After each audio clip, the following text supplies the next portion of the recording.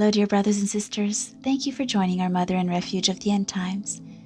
We would like to share with you Part 5 of Professor Daniel O'Connor's blog post dated March 14th, 2022, entitled Warning 2022, on his website, dsdoconnor.com. Point number 9. Gisela Cardia. Gisela Cardia is a living alleged seer, still receiving messages, and while I'm not claiming any strong conviction regarding her authenticity, I haven't examined the phenomenon deeply, I do believe her messages are very much worth keeping an eye on and taking seriously. Her messages have also said that the present war will spread. They have also long insisted on the imminence of the warning, so admittedly it can be difficult to ascertain just how soon is implied by the word soon and similar words in these alleged revelations. But it is undeniable that the emphasis placed on the proximity has drastically increased in the messages of the last few months. In her January 25th, 2022 message, Our Lady said that, quote, the warning is very, very close, end quote. In her March 3rd, 2022 message, Our Lady said that the warning is, quote, here, end quote. Point number 10. The infrastructure of the Antichrist, now complete? A theme I've consistently written on recently is how we see everything being put in place through COVID tyranny that the Antichrist will need to facilitate his sudden astronomic rise to global power. Very recently, events have brought that infrastructure to near total completion, if not outright total completion. This is a harbinger of the imminence of the warning, if the prophecies are true, and I suspect they are, which tell us that the Antichrist will arise almost immediately after the warning takes place, only several weeks later. For we can likewise rest assured that this man of sin will waste no time ascending his diabolical throne as soon as the infrastructure necessary for his dominion is complete, whereas the warning will take place even before that rise. Do bear in mind, there will always be upcoming ominous technologies on the horizon, garnering flashy headlines on tech news websites. Therefore, if we insist upon always regarding the Antichrist as far off, simply on account of the thought that, oh, he'll certainly wait for that before he arises, then we are sure to be taken off guard by his sudden emergence. He doesn't need the realization of every sci-fi absurdity in popular modern fiction. He'll be a rather intelligent fellow, and he'll know that 99% of that is impossible. See points 12, 21, and 25 here. All he needs is sufficient infrastructure in place to enable him to exert centralized, total, immediate, worldwide domination over all people. This he will be able to do with the right mandates, internet access, smartphone dissemination, and a few other things. As I wrote in the 2018 post, the Antichrist has no use coming onto the world stage until the infrastructure is fully in place for him to exert immediate, total worldwide dominion. He must be capable of controlling everyone, especially by way of exerting dominion over all finance, the mark of the beast spoken of in the book of Revelation. It seems to me that the technology he is waiting for is for a smartphone to be in the hands of every person on the face of this planet. They are almost cheap enough, and solar power is almost easy enough to allow for this, along with the existence of a worldwide, high-speed wireless internet connection for each of these smartphones that are in the hands of all people. Google and other companies are working on this right now. We are not yet there, of course, but it seems we probably will be in a few years, likely by 2022. When we do arrive there, rest assured that some sort of a chip will soon thereafter be required, in the right hand or the forehead, as a necessary financial security measure to correlate each phone with its proper owner. This measure, which will be orchestrated by the Antichrist himself, will in turn be in response to another orchestrated global security breach, the only feasible response to which will be such implanted microchip security measures. We will examine some details of these highlighted points in the following sections. Point number 11. Digital currency.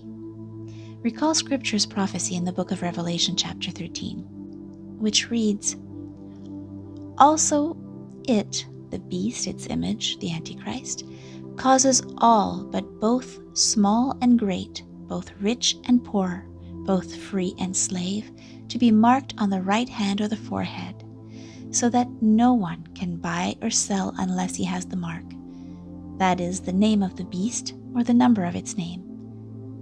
This calls for wisdom. Let him who has understanding reckon the number of the beast, for it is a human number. Its number is 666. While vaccine passports have provided the means to enact this totalitarian degree of control over people's lives, the mark of the beast itself is, we see from Scripture, especially directed towards the regulation of buying and selling. In other words, it is the carrier of a currency. It will most likely be a chip implanted into one's right hand or forehead, and when it is unveiled, we will be able to see how exactly it is that its number is 666. Do not forget, death is preferable to the mark of the beast. Reject it no matter the cost. Do not ever allow any chip or other technology to be implanted into you in order to facilitate financial transactions, travel, entrance into events, etc. This will make you an outcast, but that is precisely what God has trained us for. But before there is any use in unveiling the chip itself, the mark of the beast itself, the Antichrist has to wait until there is a sufficiently established digital currency that the mark will host.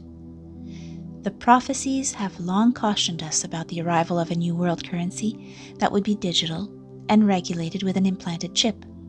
Last week we saw a big step made in that direction. NBC News tweeted, "Biden takes big step towards government-backed digital currency." According to the words of the White House's press release, this creation of a central bank digital currency, CBDC, is something being examined urgently. WH.gov, the White House government website, reads, Section 4, Policy and Actions Related to the United States Central Bank Digital Currencies. A. The policy of my administration on a United States CBDC is as follows. Point I. Sovereign money is at the core of a well-functioning financial system, macroeconomic stabilization policies, and economic growth. My administration places the highest urgency on research and development efforts into the potential, design, and deployment options of a United States CBDC. These efforts should include assessments of possible benefits and risks for consumers, etc. As of March 9, 2022, therefore, the long-awaited and long-forewarned national digital currency is no longer the stuff of conspiracy theory, but is now openly anticipated at the highest levels of even U.S. government. Point 12. Universal Internet, Starlink, and smartphones. A key part of my 2018 speculation about the warning was that by 2022, there would be a global internet connection along with a device, smartphone, in everyone's hands to bring the internet to them 24/7.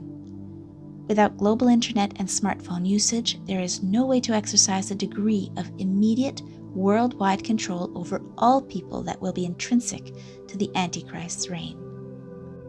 One advertisement reads, ideal for rural and remote communities, Starlink is ideally suited to areas where connectivity has been unreliable or completely unavailable.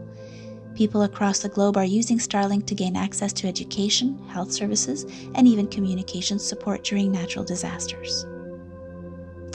We certainly didn't have global internet when I wrote that in 2018, but we may just have achieved it through Starlink, Elon Musk's satellite internet network consisting of thousands of satellites orbiting the Earth, sending signals to home and business-based ground transceivers. This is an article from last year, and I haven't been able to find an update to it, but it appears that SpaceX and Starlink may indeed just have hit global coverage. A headline from Reuters, dated June 23, 2021, reads, SpaceX's Starlink expects it can provide global coverage around September. Now, practically speaking, you still cannot actually get SpaceX in many or most places on Earth, but many of those roadblocks are mere regulatory hurdles, which will be no obstacle for the Antichrist. Note as well that there is no need to get sufficient bandwidth to every person on the planet to enable him to do high-resolution video streaming or anything of the sort. It's not as if every single person on the planet who doesn't currently have internet access but is within reach of Starlink needs to himself purchase an expensive Starlink receiver. One Starlink receiver can serve as a router for thousands of Wi-Fi devices, smartphones.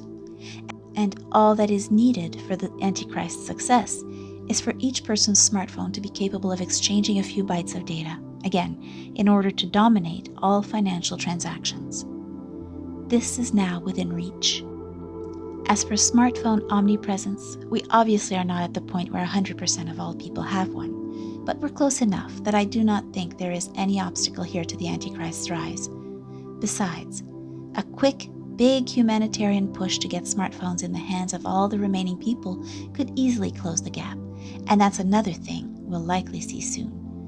Do be sure to be skeptical of the compassion of our overlords when they assure us that it's more important to get smartphones in the hands of villagers in Africa than it is to get water to them.